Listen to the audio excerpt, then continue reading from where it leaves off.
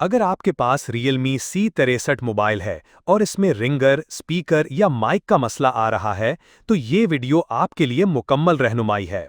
अक्सर सारिफीन को शिकायत होती है कि मोबाइल में आवाज़ नहीं आती, आवाज़ बहुत कम है, स्पीकर सही काम नहीं करता या माइक बिल्कुल काम नहीं करता। इस वीडियो में हमने इन तमाम मसाइल का 100% वर्किंग हल आसान तरीके से बताया है। इस वीडियो में आप सीखेंगे कि अगर Realme C63 में रिंगर वेज कट हो जाएं, स्पीकर कनेक्टर या माइक पॉइंट का मसला हो या ऑडियो आईसी खराब हो, तो इन सब को कैसे दुरुस्त किया जा सकता है।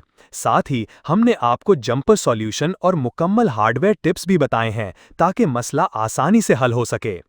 ये वीडियो खास तौर पर उन लोगों के लिए है जो मोबाइल रिपेयरिंग सीख रहे हैं या पहले से मोबाइल टेक्नीशियन हैं और अपनी महारत को मजीद बेहतर बनाना चाहते हैं। मजीद ऐसी मालूमाती और सीखने वाली वीडियोस के लिए हमारे चैनल को जरूर सब्सक्राइब करें, वीडियो को लाइक और शेयर करें ताकि ज्यादा से ज्यादा लोग फायदा उठा सकें।